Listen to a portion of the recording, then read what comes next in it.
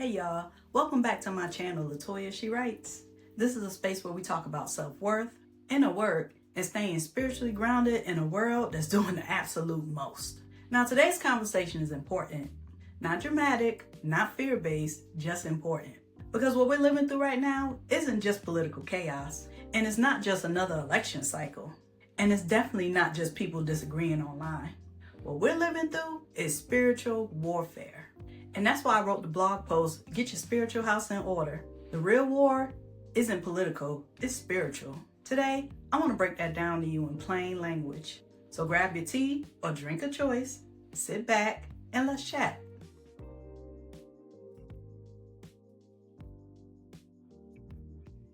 Something feels off, doesn't it? And I don't mean I saw a headline and got mad. I mean that low-grade tension you feel in your body. The anxiety people are carrying, the way conversations feel sharper, the way folks are tired but can't rest. The cost of living keeps rising, billionaires keep getting richer, food security is shaky, healthcare premiums are climbing, policies are being rolled out that favor the wealthy, while everyday people are stretched thin. And the greed machine, it never sleeps. What makes this moment unsettling isn't just what's happening out there, it's how it's showing up inside people. That's your first clue that something deeper is happening.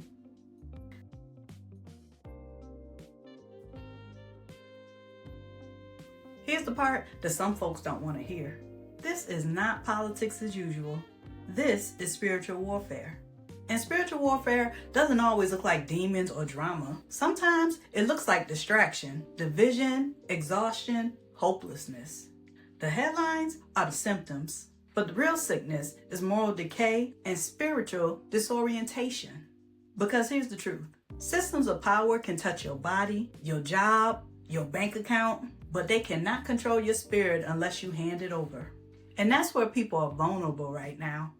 Not because they're weak, but because they're overwhelmed and disconnected. Let me say this clearly, with love. Division is not new. It's an old strategy.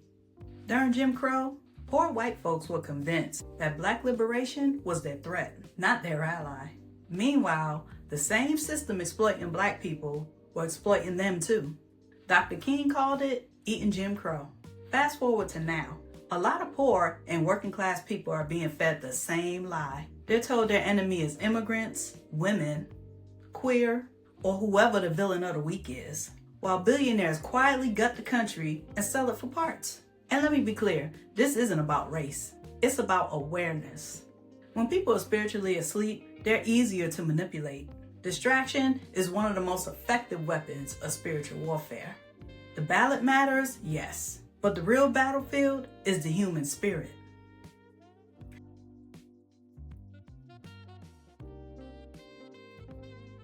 Now, let's talk about faith, because religion has been pulled into this mess too. Christian nationalism has twisted scripture into a tool of domination and control.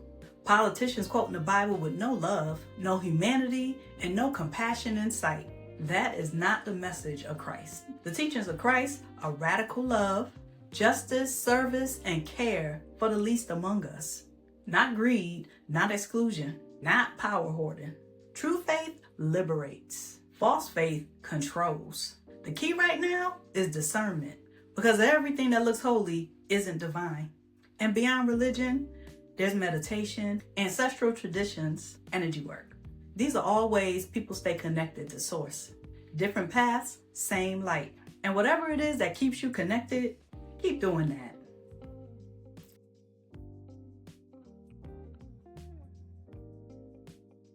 Now this is the heart of the message. Getting your spiritual house in order is not about perfection. It's about alignment. Think of your spirit like the foundation of a house.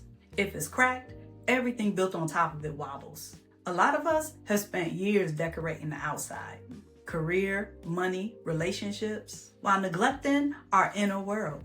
Spiritual warfare thrives in cluttered minds and distracted hearts. So ask yourself, who has access to my energy? What am I mentally consuming all day? What habits are dulling my spirit? Because when your spirit is stable, you stop being tossed by every headline. You stop being manipulated by every tactic. You become unshakable. And an unshakable soul is dangerous to any system built on control. That's why spiritual awareness must be embodied, not just understood.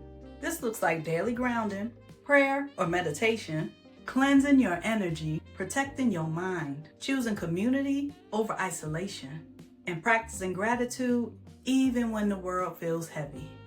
Before we try to save the world, we have to tend to the world inside of us. Inner work is not optional in times like these. Old wounds, fear, bitterness, they become cracks under pressure. Try this. Take 10 minutes a day, sit in silence, pray, journal, breathe. Ask yourself, where do I feel spiritually cluttered? And release one thing that drains your peace. That's not small work. That's building up your resistance, and it's preparation to counter the uncertainty in the world.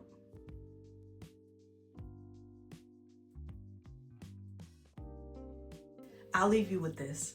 The government can touch policy, but not your spirit.